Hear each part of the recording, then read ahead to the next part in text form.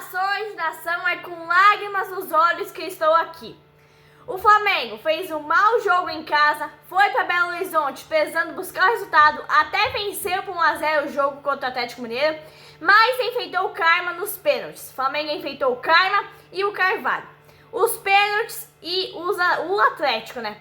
Filipe Luís tentou resolver botando os craques, mas não resolveu, não funcionou. Flamengo perdeu nos pênaltis. E não adianta querer julgar o menino Alceu porque perdeu o pênalti, porque pênalti é uma loteria, pênalti é um karma.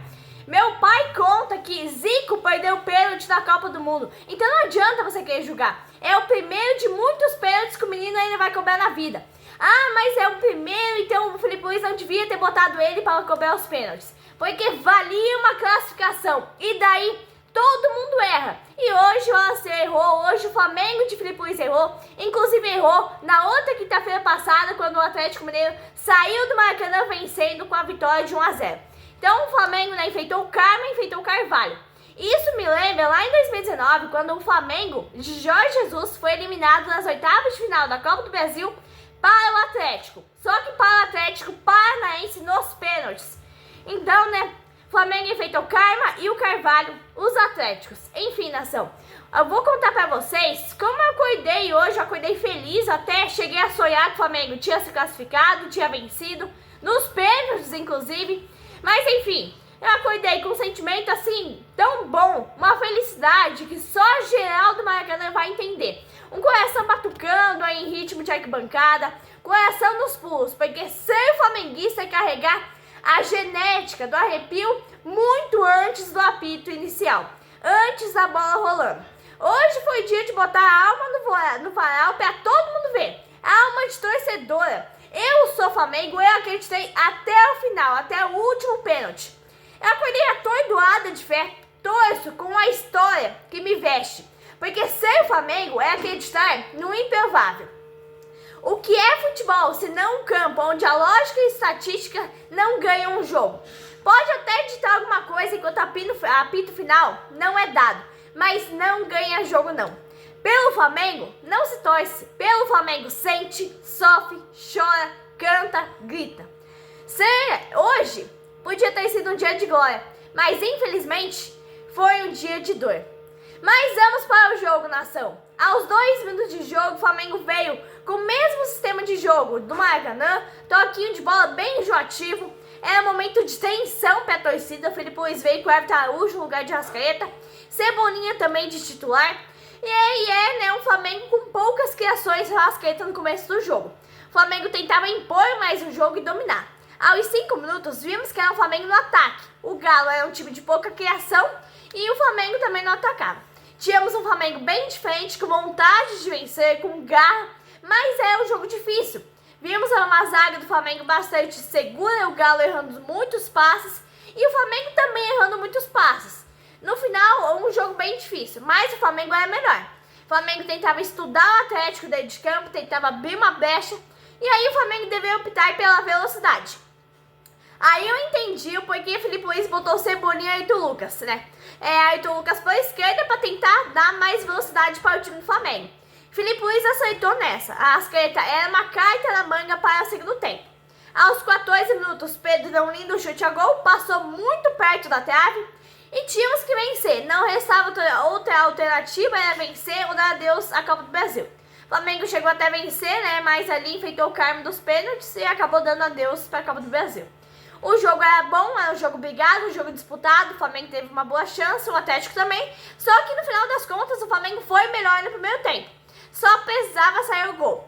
Aí brilha a estrela de Cebolinha, nação. Cebolinha dá um drible dentro da pequena área, tirou do goleiro Everson e aí fez o gol. Filipe Luís acerta, a Cebolinha saiu da esquerda, foi para a meia-lua da pequena área, entrou, driblou, tocou tirando o tempo do goleiro Everson. Uma jogada de videogame. E aí ficou tudo igual, 1-0 para o Galo do Maracanã e 1-0 para o Flamengo na Arena MRV. Amigos do canal Mundo do Flamengo, o Filipe Luís botou todas as contratações no segundo tempo, né? Exceto Carrascal e Emerson Royal. Na minha opinião, na minha visão de jogo, o Filipe Luís botou Arrascaeta, Samuel Lino e Saúl ali para segurar o jogo, para não deixar o Galo fazer o segundo gol. O Galo veio pra cima no segundo tempo, tentou, insistiu, fez várias jogadas, inclusive uma bola no travessão, mas não conseguiu o segundo gol e aí veio os pênaltis. Mas agora dizer que o Flamengo foi melhor que o Atlético Mineiro no segundo tempo da partida, claramente não foi. O Atlético veio, voltou bem diferente. O Flamengo foi melhor no primeiro tempo, dominou o primeiro tempo, saiu vencendo. Mas aí veio os pênaltis, né? E aí a Copa do Brasil agora fica pro ano que vem. Felipe Luiz acertou botando Everton Araújo. Ah, por que ele aceitou? Porque ele não teve o homem de criação do Flamengo no primeiro tempo, mas ele ganhou velocidade pelas pontas. Cleiton Lucas, Cebolinha, Wallace, Plata pela direita e ainda o Pedro centralizado. E o Flamengo jogava bem, bastante lançamento em profundidade. E com esses lançamentos em profundidade, fugia da marcação forte do Atlético Mineiro. E aí o Flamengo vinha abrindo espaço em meio à marcação do Galo. E o Wallace fez a diferença no jogo. Quando tá jogando Cleiton Lucas, Wallace, Cebolinha, eu gosto muito, porque o time é outro, o futebol é rápido, é um futebol envolvente do Flamengo. Cebolinha cobrou uma falta a longa distância e bateu muito bem. Ali raspou a travessão. E o primeiro tempo, aos 32 minutos, tínhamos um Flamengo envolvente, o Flamengo jogando muita bola, toques rápidos, um futebol envolvente. E o que era melhor, o Flamengo já tinha empatado o jogo. O primeiro tempo muito bom no Flamengo, como eu disse, o Flamengo mandando no jogo, cadenciando o jogo. Não era um Flamengo dominante, mas era ainda assim um Flamengo muito bem em campo. O Flamengo jogava e deixava o Atlético jogar. A bola dentro da grande área, Flamengo com bastante definições, 2 toques e chute pro gol. Aí bater de surpresa, surpreendeu o adversário. Essa é uma das principais metas de Jorge Jesus no comando do Flamengo, surpreender o adversário. O Plata hoje também foi surpreendente, muito bem em campo na minha opinião. O Wallace tem um imã ali atrás jogadas, é o craque do Flamengo, a estrela do Mengão. E aos 43 minutos, Jorginho dispara, chuta, quase marca o gol do Flamengo. Era pegar o adversário de surpresa.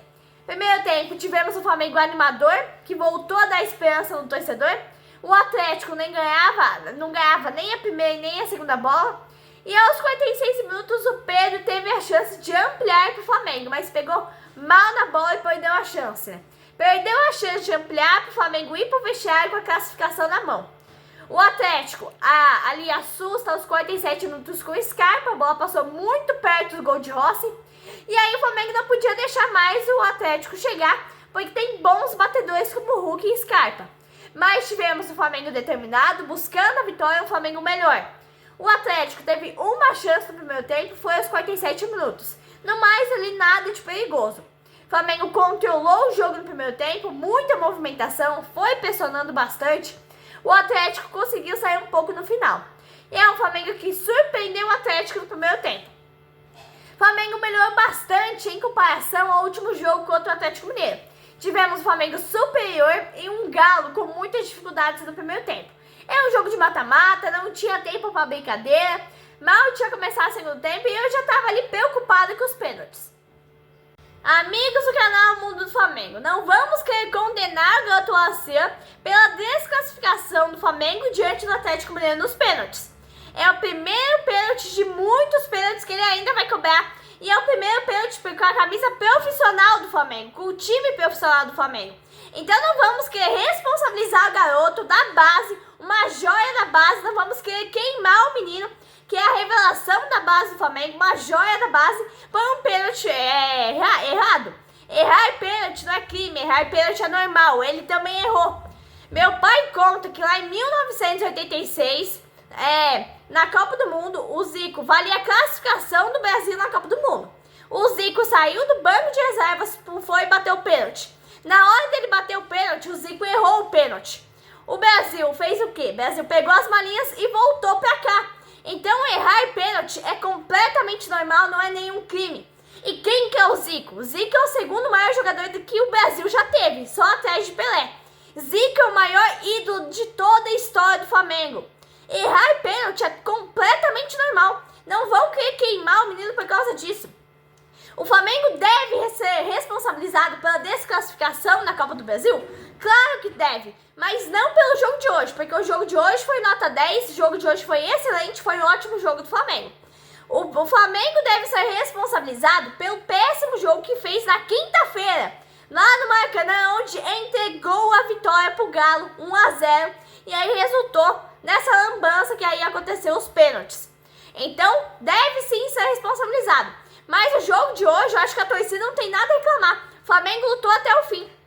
Aí o Filipe Luís já foi substituir, o Atlético roubou a bola, quase o Rony marcou. A segunda bola do Atlético, a segunda bola que o Scarpa chutou na trave. O Flamengo não podia deixar o Atlético chegar.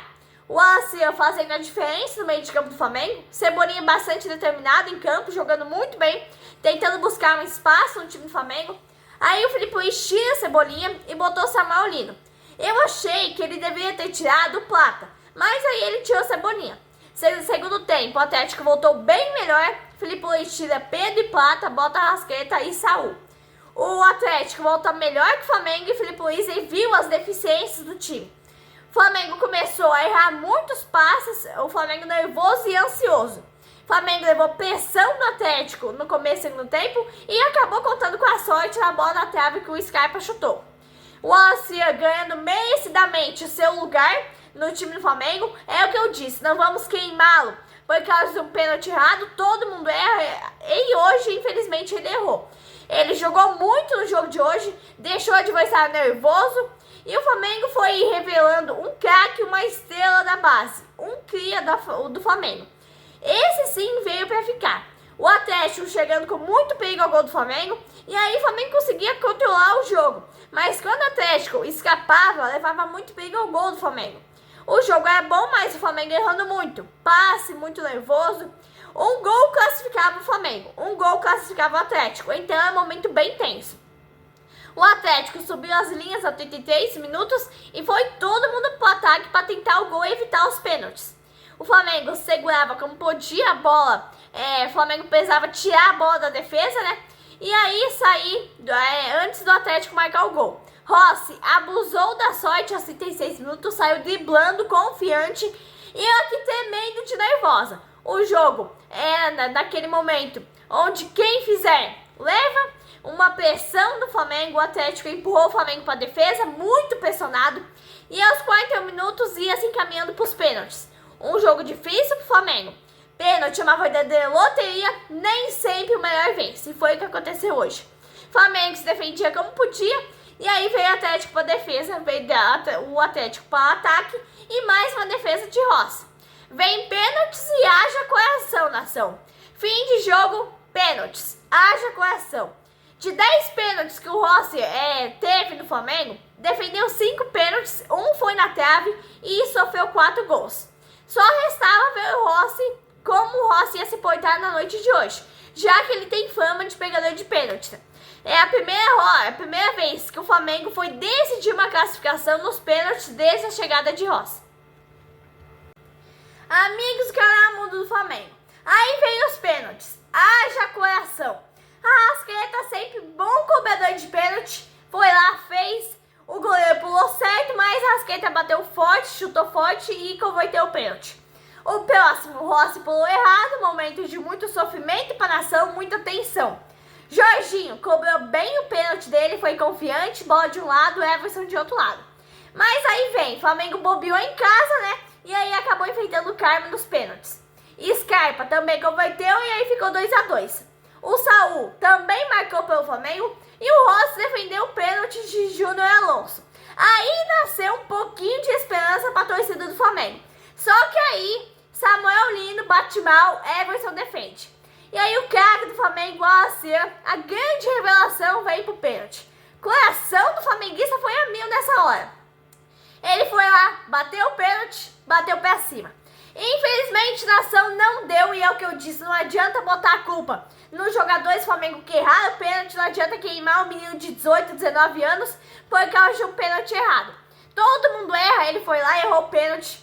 Zico também errou pênalti pelo Brasil, pela seleção brasileira.